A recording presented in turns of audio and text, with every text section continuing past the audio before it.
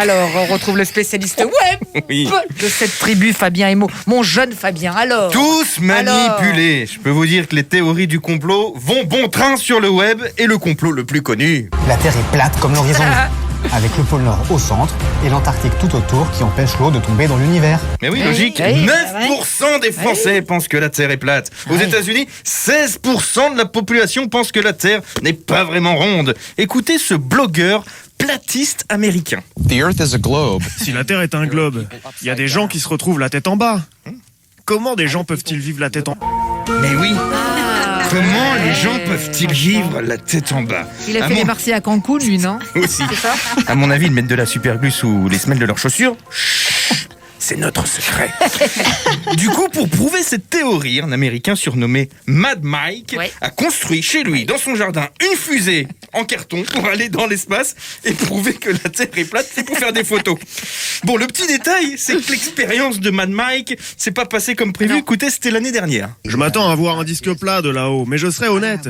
Si je vois que la Terre est une sphère ou une boule, alors en descendant, je dirais, les gars, je me suis planté, la Terre est ronde. Le dernier essai a tourné au drame. Un parachute s'est détaché dès le lancement. La fusée est retombée en s'écrasant, tuant Mad Mike sur le coup. Les enfants, ne construisez jamais une fusée maison dans votre jardin. Astronaute, c'est un vrai métier. Lui, au moins, il est plat. C'est ça, depuis cet accident, cette théorie est tombée à plat, justement. Autre théorie du complot qui a frappé la France cette semaine. Ce mardi, de nombreux enseignants et parents d'élèves n'ont pas pu se connecter aux différentes plateformes de cours à distance. Mais qui est responsable de cette défaillance du système? Mais oui, qui sont les responsables? Ne paniquez pas, Monsieur Blanquer a enquêté. Vous avez eu des attaques informatiques apparemment venues de l'étranger pour en quelque sorte empêcher les serveurs de fonctionner. C'est un coup des Russes, ça. Léo de Lyon a tweeté, si ça se trouve, c'est Poutine qui reçoit tous les cours depuis mardi matin. Là, il finit le programme de CM1, il attaque les divisions à virgule demain.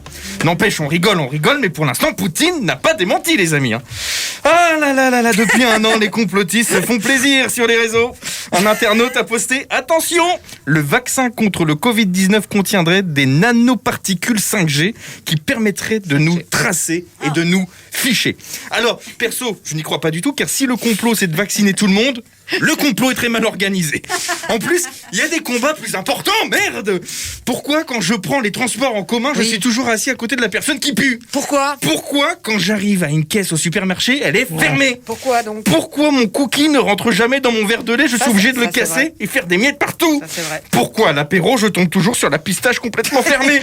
Pourquoi ma barre chocolatée reste toujours coincée dans le distributeur automatique de la radio?